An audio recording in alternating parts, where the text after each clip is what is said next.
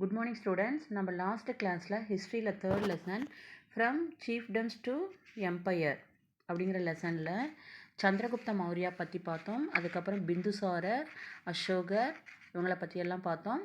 அதுக்கப்புறம் சந்த் அசோகர் எப்படி தம் அசோகராக மாற்றம் செய்யப்பட்டார் அப்படின்னு சொல்லி பார்த்தோம்.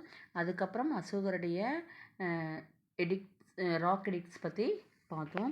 இன்றைக்கி நம்ம பார்க்க போகிறது என்ன அப்படின்னா மௌரியன் அட்மினிஸ்ட்ரேஷன் பற்றி பார்க்கலாம். மௌரியருடைய நிர்வாகம் பார்க்கலாம்.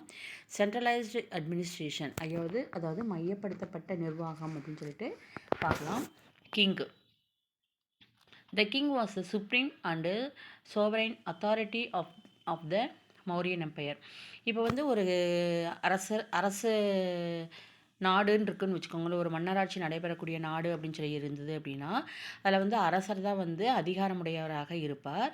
அதே போல் தான் இந்த மௌரியன் அட்மினிஸ்ட்ரேஷனில் பார்த்தோம் அப்படின்னா அரசர் தான் இறையாண்மை மற்றும் அதிகாரமுடையவராக இருந்தார். Council of ministers known as Mantri Parishad assisted the king.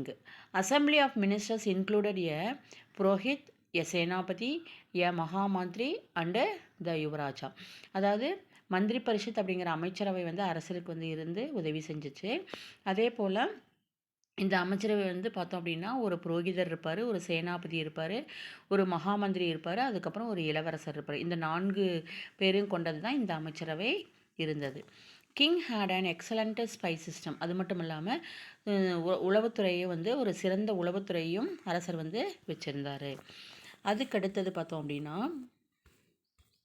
Revenue system, அதாவது வருவாய் முறை. வருவாய் அந்த நாட்டுக்கு எப்படி வந்ததுன்னு பார்க்கலாம். The land was the most important source of revenue for the state. Ashokan inscriptions at Lumbini mentions Bali and Baha as taxes collected from people. The land tax Baha collected was 1/6 of the total produce. அதாவது நிலங்கள் தான் பார்த்தோம் அப்படின்னா அரசுக்கு அதிக வருவாய் கொடுக்கக்கூடியதாக இருந்தது. அசோகருடைய கல்வெட்டு லும்பினியில் இருக்குது. அந்த லும்பினியில் இருக்கக்கூடிய அசோகருடைய கல்வெட்டு என்ன சொல்லுது அப்படின்னா பாலி மற்றும் பாகா அப்படிங்கிற 2 வரிகளை வசூல் பண்ணியிருக்காங்க அப்படின்னு சொல்லிட்டு அந்த கல்வெட்டு குறிப்பிடுது. மொத்த விளைச்சலில் பார்த்தோம் அப்படின்னா 1/6 பங்கு அந்த பாகா அப்படிங்கிறது 1/6 பங்கு நிலவரியாக வசூல் செய்யப்படுது. அதாவது மொத்த வசூல் 6 மூட்டை விளையுது அப்படின்னா அதில் 1 மூட்டை அரசுக்கு செலுத்தக்கூடிய வகையில் 1/6 பங்கு நிலவரியாக வசூல் செய்யப்பட்டுச்சு. Revenue from taxes on forest, mines, salt and irrigation provided additional revenue of the to the government. அதுக்கப்புறம் காடுகள், சுரங்கங்கள், உப்பு மற்றும் நீர்ப்பாசனம் ஆகியவற்றிலிருந்து பெறப்பட்ட வரிகள் அரசுக்கு கூடுதலான வரியாக கிடைச்சிச்சு. Much of the state revenue was spent on paying the army, the officials of the royal government, on charities and on different public works such as irrigation project, road construction, etc. இப்போ இந்த வருவாயை வச்சு என்ன பண்ணாங்க அப்படின்னா இராணுவத்துக்கான ஊதியம், அப்புறம் அரசு அதிகாரிகளுக்கான சம்பளம் கொடுக்கறது, அப்புறம் அறக்கட்டளை, நீர்ப்பாசன திட்டங்கள், சாலை அமைக்கிறது, இது மாதிரி பொதுப்பணிகளுக்கு இந்த பணம் செலவு செய்யப்பட்டது. அதுக்கடுத்து ஜுடிஷியல் சிஸ்டம், நீதி நிர்வாகம் பார்த்தோம் அப்படின்னா இப்போ நீதித்துறை அப்படின்னு சொல்லி பார்த்தோம் அப்படின்னா அரசர் தான் நீதித்துறை தலைவராக இருப்பார். அவர் தான் இந்த வழக்குகள்லாம் இருந்துச்சு அப்படின்னா அதெல்லாம் விசாரித்து நீதி வழங்கக்கூடியவராக இருப்பார்.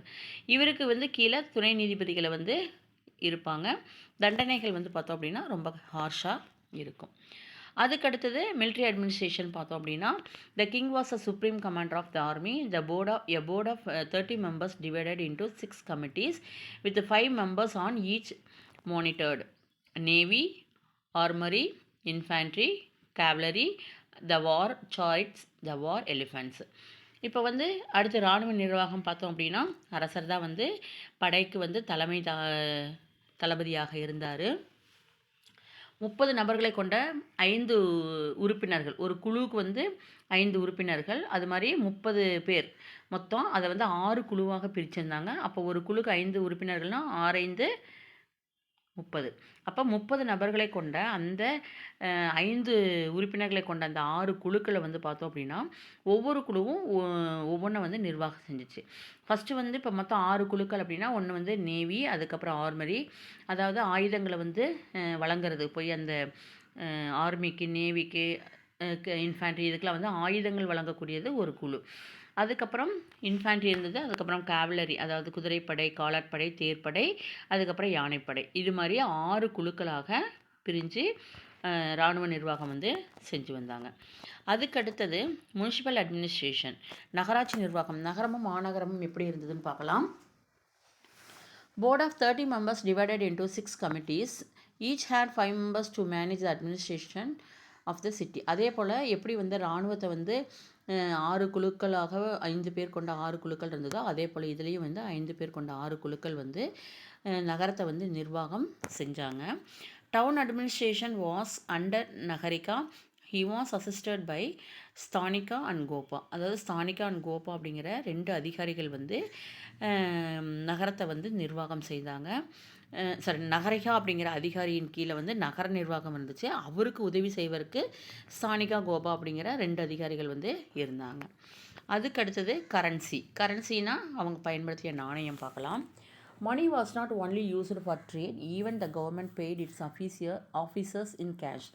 பணம் வந்து வணிகத்திற்காக மட்டும் பயன்படுத்தலை, அரசாங்க பணியாளர்களுக்கு சம்பளம் கொடுப்பாங்க இல்லையா, அதே வந்து பணமாகவே வழங்கப்பட்டது.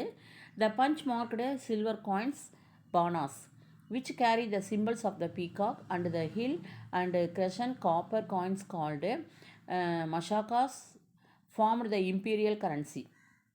இப்போ கரன்சி வந்து பார்த்தோம் அப்படின்னா அதில் என்ன வடிவம் பொறிக்கப்பட்டிருந்துச்சு அப்படின்னா மயில், மலை, பிறைச்சந்திர வடிவம் இந்த மாதிரி பொறிக்கப்பட்ட சில்வர் காயின்ஸ் வந்து பணம், வெள்ளி நாணயங்கள் வந்து பயன்படுத்தினாங்க. அதுக்கப்புறம் மஷாகாஸ் அப்படிங்கிற செப்பு நாணயங்கள் வந்து அரசினுடைய நாணயங்களாக இருந்தது. அப்போ செப்பு நாணயங்கள், வெள்ளி நாணயங்களை வந்து பயன்படுத்தினாங்க. ட்ரேட் அண்ட் அர்பனைசேஷன், வணிகமும் நகரமயமாதலும் பார்க்கலாம். Trade flourished particularly with Greece, Malaya, Ceylon and Burma. The Arthashastra refers to the region producing specialized textiles. Kasi, Banaras, Vanga, Bengal, Kamarupa, Assam and Madurai in Tamil Nadu. வணிகம் அப்படின்னு சொல்லி பார்த்தோம் அப்படின்னா நல்ல சிறப்பாக இருந்துச்சு. கிரேக்கம், மலேயா, இலங்கை, பர்மா இந்த நாடுகளோட அதிக அளவு வாணிபம் செஞ்சாங்க. அப்புறம் காசி, வங்கா, காமரூபா, அப்புறம் தமிழகத்தை சேர்ந்த மதுரை இந்த இடங்கள்லாம் வந்து சிறப்பு மிகுந்த துணிகள் வந்து உற்பத்தி செய்யப்பட்டுச்சு அப்படின்னு சொல்லிட்டு எந்த நூல் குறிப்பிடுது அப்படின்னா சாணக்கியர் எழுதிய அர்த்தசாஸ்திரா அப்படிங்கிற நூல் வந்து குறிப்பிடுது. Main exports, main imports. மெயினாக என்னென்ன வந்து இம்போர்ட் எக்ஸ்போர்ட் பண்ணாங்க அப்படின்னு பார்க்கலாம். ஃபஸ்ட்டு எக்ஸ்போர்ட் பார்க்கலாம். Spices, pearls, diamonds, cotton textiles, ivory works, conch shells. அதாவது நறுமணப் பொருட்கள், முத்துக்கள், வைரங்கள், பருத்தி இலை துணி, தந்தத்தினால் ஆன பொருட்கள், அதுக்கப்புறம் சங்குகள், சிப்பிகள் இதெல்லாம் வந்து ஏற்றுமதி பண்ணாங்க. இறக்குமதி பார்த்தோம் அப்படின்னா ஹார்ஸு, கோல்டு, கிளாஸ்வேர், லினன்